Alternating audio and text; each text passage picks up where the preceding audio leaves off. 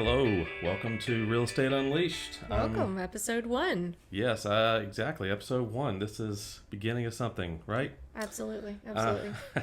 I'm Regan Hildebrand with the Home Team Realty Group. This is. I am Bridget Quinn, also with the Home Team Realty Group.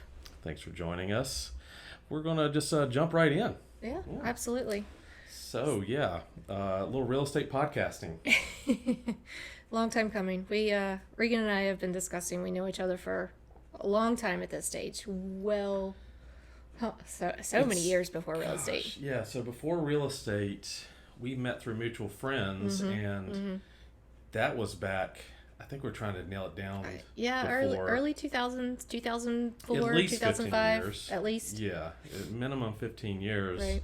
of, just hanging out in the same circles and everything, and then we both landed in real estate around the same time. Yep, and both were in the corporate world for a long time and ended up both doing very similar previous jobs, training and mentoring and doing things, and found our way into real estate. That's interesting. Like you mentioned that, like the way that your path leads you into this career, and I'm sure we'll talk about it a lot as it just intersects at times in our path and our stories.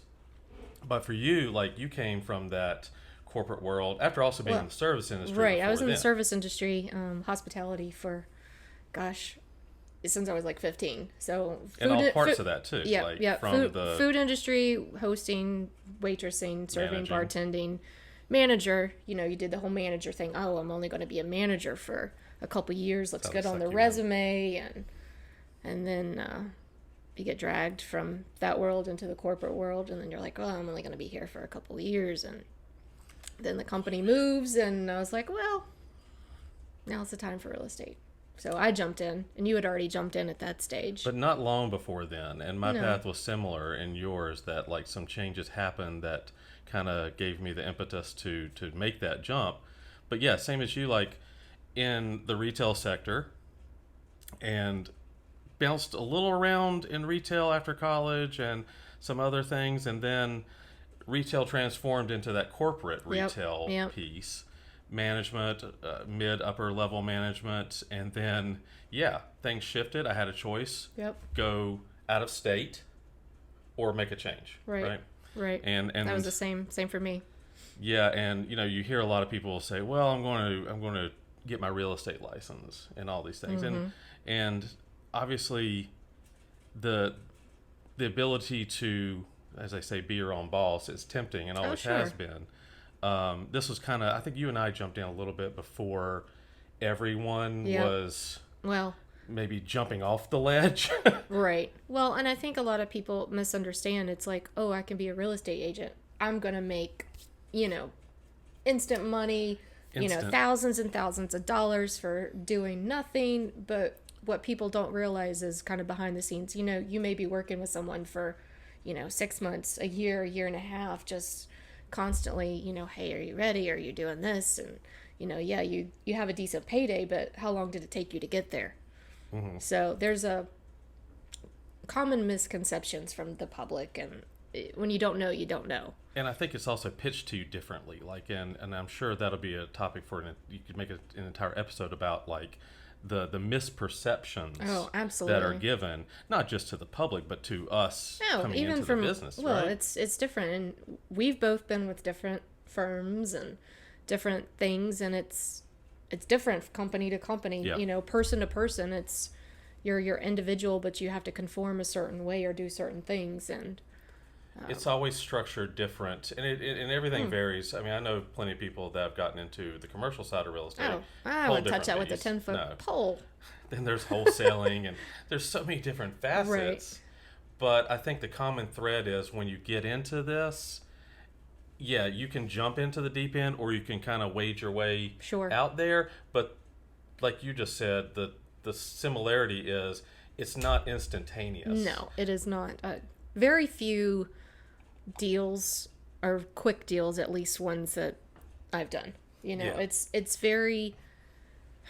not often that you go and the first house that these people see, that's the first house that they put the offer in, that's the first house that we win, wham bam, thank you ma'am, and you're done and you're closing. Cinderella stories, as I like to call them, they don't happen very often.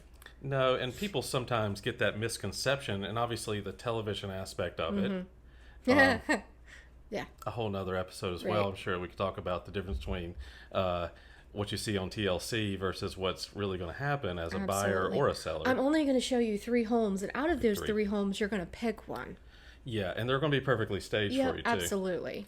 Um, No. yeah, and so many clients get in and they say, "Well, I'm sorry, I'm dragging you around to 30 plus houses." Well, that's the normal thing. That's the so. normal, yeah. So yeah, it was that. And you and I, again, going back to that entry piece, we both follow that same journey, very similar time frames, Right. all Right. that, and having been in it now for years and feeling like we have the stories that add up to some meaningful. We've got some stories, right? There are the meaningful stories. Yep. There are the stories that maybe less meaningful, but more hysterical. Yep. Well, we have some cautionary tales. Maybe not ourselves, but what you see around you. Yeah, there could be a lot of drama. I have plenty of my own cautionary tales. Oh yeah. Yeah, and you we deal with drama, and not like TLC Bravo drama, like no, actual it's actual drama. Yeah, and sometimes you can share the tea, sometimes you can't. Right. Well, and Names will be changed to protect the innocent. yes, Or absolutely. the guilty. Right. So yeah, I think that was we were chatting, and again we have a lot of similarities for as personality, things we like, we get along very well, and paths, right, that led us here. So Yeah. I think in saying that, that's why we wanted to create this podcast, was to come up with something a little different, because as a realtor, I like to try to listen to different podcasts or different things and continue to grow and learn new information, right? But when you look up podcasts for real estate, I feel like it's all, hey, you could flip 50 houses, or hey, let me give you, more, I don't know. How to have 100 rental Right. properties in the next 10 years. Right, and Which is not a bad thing. no, You it's can get 100 absolutely rental not. properties Absolutely in the not. next But 10 I years. also want to see, okay, who out there is actually real, right? What's it really like behind the scenes of things? Is there practicality things that we can learn, but not have to sit or listen to these things that make you feel like it's just Everything robotic. has a niche to it, right? Right. And in real estate, it's no different. Whether you be on the end of it working real estate, finding your niche, or if you're just trying to find information as an outside observer looking in, whether you be the buyer, the seller, or the investor, Right. you need to find that niche. And there is absolutely no such thing in this industry as too much information. no. So providing information, especially, and we sit around, whether it be you and I or in another group of agents, and we share so much information. And for those that are willing to take it in, it's extremely beneficial. Oh, sure. But sometimes it doesn't get outside the 4 walls of an office or No. a coffee shop or a bar, Or at a fire pit, or just wherever you can find. So yeah, Right. we spill the tea, but it doesn't always make it out to the people who well, might. today we're spilling the coffee. So The coffee, yeah, it's still Coffee. early. So Thank you. Yes. I think that's the good thing about what we were talking about when we came up with this idea for this podcast, is that having an avenue to get information out to the people who can make it a little more practical. Sure. Whether you be the buyer, whether be the first time buyer or the 60-time buyer, Right. Well, and I mean, we hopefully can provide information and stories, to better understand the process. It's not just for agents, it's for the clients, but it's also just kind of fun to rehash through things that, I feel like we could sit and tell stories forever of what we deal with, or, we need to pick each other's brain and just different things. So again, that's kind of just a background of what we were thinking and why we came up with the Real Estate Unleashed. Yeah, so if you're sitting here wondering what the main gist of it is, it's just real estate, and Right. it can be any aspect. But I think the big piece of it that you and I had in mind for this is to be very authentic, Sure. and to not try to make it sound like something that's this high level in the sky piece that no one else can touch unless you are planning to flip 50 houses Oh, sure. or buy your own Right. investment portfolio. I would love to know a percentage of how many people simply buy a house just to live in it, right? Oh, sure. It's got to be a much greater percentage than those who are looking to buy it, flip it, and add it to their portfolio, right? Oh, sure. Even given the past couple years where there was a lot more of that sort of turnover, right? Yeah. I mean, people still, you have to have a house to live in. Right. Of some sort. Real estate is for the people that just need a place to live, not a place to make a living off of. So, yeah, and you said the last couple years. So, yeah, the last couple years. We're now kind of coming to that time frame where we can sort of breathe a little bit more, whereas before it was, if you didn't already have an offer in hand before you even saw a property, you're already 10 steps behind the other agent. Right. If you even took time to breathe in the last 2 years while working either as an agent or as a buyer seller, you didn't have time to soak in any information. No, you not almost at had all. to do it by literally making sure you're not just tripping over yourself. Right? And that was for new construction too. Do you remember the photo that went viral for new construction that they had set up tents, literally pitched up on tents the sidewalks. On the sidewalks, we're sitting out there for days and days and days and just waiting. Worse than Black Friday. Oh gosh, yeah. I would have rather gotten beaten by Black Friday than sit out there and try to even should make a movie like what was the Schwarzenegger movie? Jingle All the Way. Oh my gosh, yes. Yeah. Closing All the Way. I don't know. Something. Anybody's out there listening, you can take my idea. It's the new Sharknado.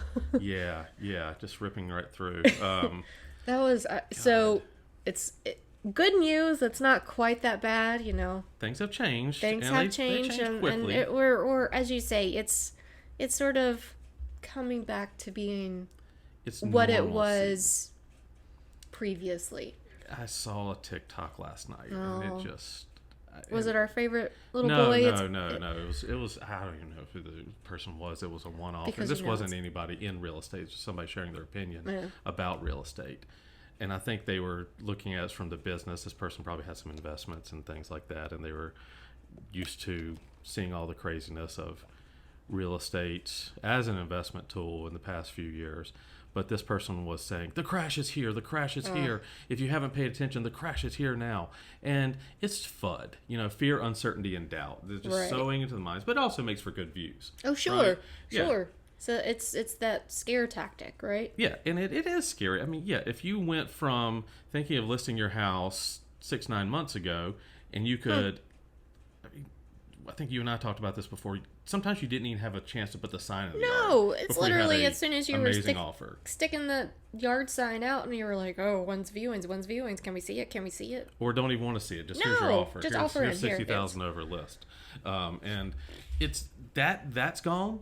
But to call it a crash, in the metaphor that I use, it's like you were going down the highway before 2020 and you're going the speed limit in this business and everything's fine. Yep. And sometimes you get passed by the ones that are just flying out there. Yep. But, you as the normal Joe Blow, you're just cruising, right? Right. Doing your thing. Yep. And then 2020 hits and suddenly they say, there's no more speed limits. Right. And everyone's flying down the highway. It became a free-for-all, really did. I mean, it was like, as you say, instead of going down I-85, you were now on the Autobahn, just hightailing it as fast as you could.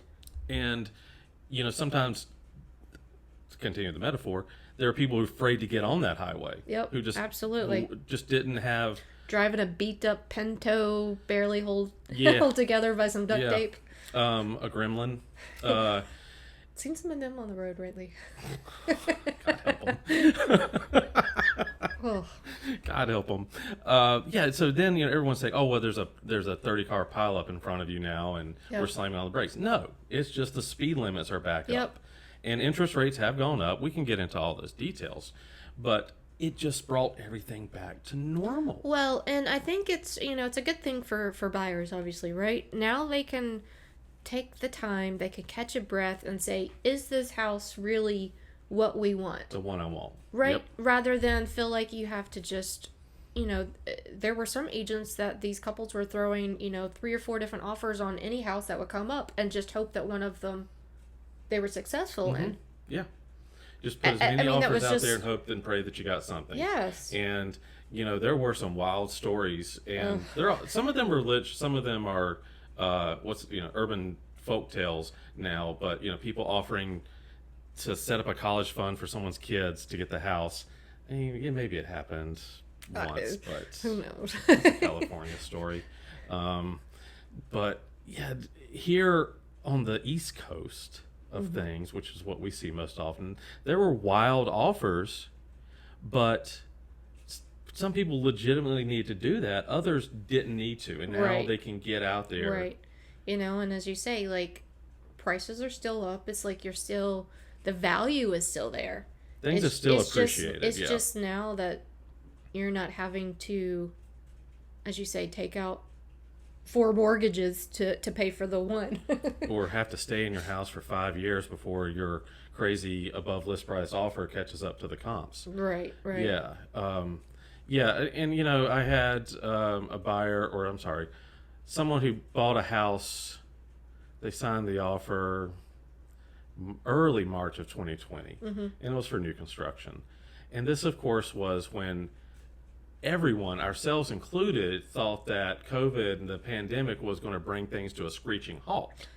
It did for just a little bit, and it wasn't because of that stuff. It was because we weren't allowed to go out and do things unless you were already under contract and things like that. But we thought, as you say, like, that was going to really halt things indefinitely.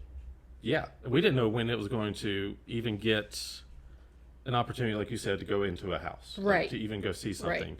And yeah, I remember taking these buyers, and they're first-time buyers, to some new construction places, and we had to sit behind the plexiglass. One of them was even just like, we're not going in the office. Right. If we have to sign a contract, we'll do it out here on the sidewalk on the roof of my car. Okay. Sure.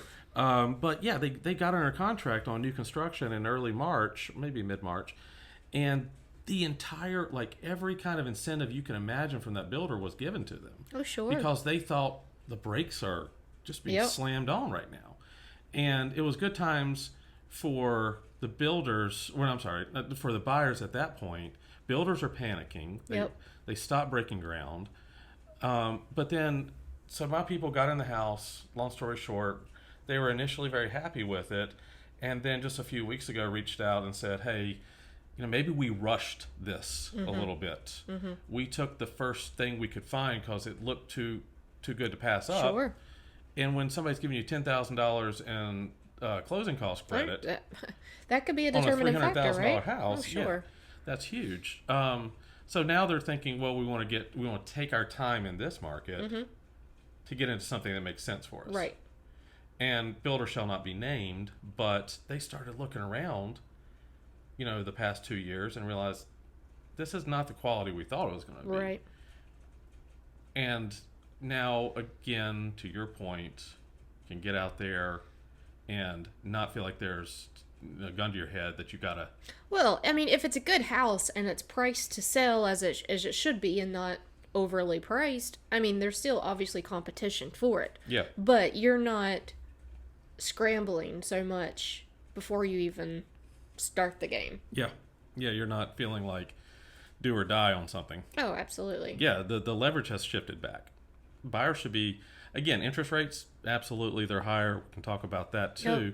Yep. But historically, when you talk about in the grand scheme of things, it's higher than it has been for the past couple years, but it's still really low compared. So my parents paid something like 16% in the early 80s. Yeah. My husband Tony's from Ireland, and he was chatting, and he was saying that interest rates over there at the moment are like 12%. Yeah. So I mean, if you're paying 5 or 6%, it's higher than some of my buyers. I think some of my buyers got 2.3% not too long ago. Just over a year ago, and so to go from that we'll call it 2.5% now to pay 5.5 or 6%. Yeah, that's a big jump. Mm-hmm. But in the grand scheme of things, it's still historically low. Historically low. And yeah, your buying power changes, and that's where I think we can provide some education to the people of. Right. We could tell stories of how many buyers call up and say, "I just want to look at houses." Well, there's more to it than just, hey. A little bit. What do you want to look at? Want to look at something with 4 bedrooms? Well. Okay. But what's your buying power? Right. And, just for those that might be stepping into this, your buying power is essentially what you can put out monthly right. on a home purchase. And interest rates affect that so much. Well, a couple months ago when everything started to go back up, right? So, you were at 4%, and then a couple days later it was 4.5%, and, maybe a day or two later it was 5%. Buyers have to make sure that they can still qualify with those changes too. Yeah. And it's shifting so much. I hate to use that. I use that S word. The S word. Use the S word shift. Not to be confused. Yeah. The rate changes. Right. On a not just weekly but daily basis. Right. So, who's your lender? Is it one of the evil empire ones? Another lender called the evil empire. I don't know. There's some things that the evil empire is okay for, like Star Wars. Yeah. Dark side, I'm all for it. Empire did nothing wrong. No. Empire They were Strikes a great Back. employer. Absolutely. Provided great benefits. Absolutely, I'm sure. Those stormtroopers were a lot of them were contractors. Yes. It's about that family. I mean, do we need to talk about the second Death Star? It was in a construction phase. It was. How many contractor lives we could sit all day Bridget? and talk about Star Wars, but I'm just getting her rant the people know that about me already. But the empire that you speak of, lending side empires, who at the moment he who not shall be named. Yeah. You're right.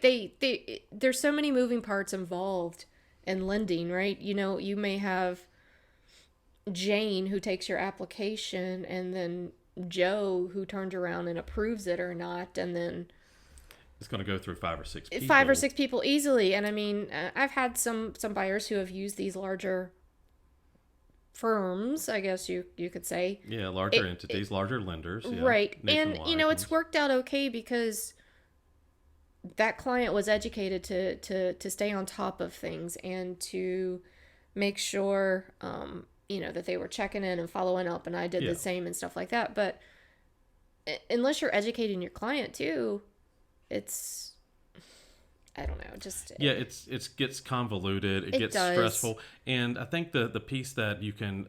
The one thing that we can affect as agents in 99% of the cases is reducing the stress. Absolutely. Hey, I'm all about reducing the stress, right? I mean, this job is stressful enough, and the way I think about it is trying to educate the clients enough to where, you and I look like that duck on the water. Mm-hmm. We're just smooth sailing, looks good. We may be, underneath the water going crazy, doing the things behind the scenes to make sure it's smooth. But that's where educating the clients, helping them pick lenders, or again, we're not choosing the lenders for them, but if we have an educated process, right? Yeah. If we can say, okay, I've had great success with this lender or these lenders or these professionals, they've got us to the closing table and they've done it, here's how they can, what they can do for you, it just makes the process so much easier. And it's all about that. It's just that having that database of experiences that lend itself to, there's the anecdotal stories of everything going sideways stories. Or completely off the rails. But in the end, just like you said, we're under, our feet are going a mile a minute underneath the water, but appearing very tranquil on top. Smooth and steady. But yeah, that whole piece of it is so vital right now because, again, whatever the market's doing, in the end, whether you be the buyer or the seller, you need to have a lot more education. Well, and I mean, some sellers, if the agent does not educate you enough, some sellers are still expecting, hey, my neighbor down the street got $80,000 more for his house and he listed it this. Well, that may not be the case today. Yeah. Right? but you can still do well. Absolutely. And whether you be on the buy side or the sell side, everybody's going to tell people, oh, it's a great time to sell. Oh, it's a great time to buy. Well, it's if you can get out of whatever bad situation you're in and make your situation better, every moment is good. Well, there's not really ever a bad time to buy or sell, right? I mean, there's times that with the right information, that particular person might need to hold off, but it's such a situational piece. But that's where it's, as you say, that's case by case, individual by individual, and that's where working with the right people in this process is utmost importance, right? The thing I will tell any client that asks me is I take my fiduciary duty more seriously than anything else. That's a big F word. Yeah, I got a lot of big F words when it talks about real estate. But yeah, the fiduciary duty to make sure my client is making the right financial decision. Right. And also the right familial decision, or just occupational, whatever it is. Like there's so many decisions that go into it. Well, it's a lot of cogs in the wheel, right? Mm-hmm. You have to have every little one going smoothly, turning the right way to make the whole thing happen. I mean, and we can be one of your cogs. Absolutely. All that to say, I think we have so much that we can disseminate out there, but also take in. Right. And, whether it be something put out from, just questions that come in. I'm happy. I know you are as well. Just always field questions. Oh, absolutely. We like questions. I love questions. But especially about Star Wars. Star Wars trivia. What does your shirt say today, Regan? Oh, my shirt says introverted but willing to discuss dogs and real estate. So I am willing to trade real estate advice for tacos. Just saying. I saw a sign down on 601, Highway 601, which is close to where we are right now in beautiful North Carolina. In Concord. That said, I think it was 300 free tacos. This is one of those the signs on top of the rider signs on top of the real estate sign. It said 300 free tacos with acceptable offer. I'm down. Know. Yeah, I don't know if the that house goes to the buyer looks like crap, or to the but agent. I'm there for the tacos. Yeah, we'll split them. Got to get creative with your marketing. Absolutely. Yeah,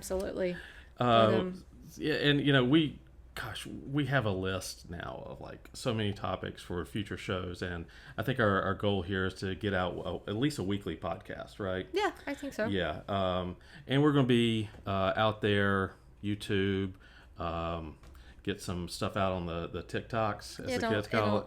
On the TikTok-y.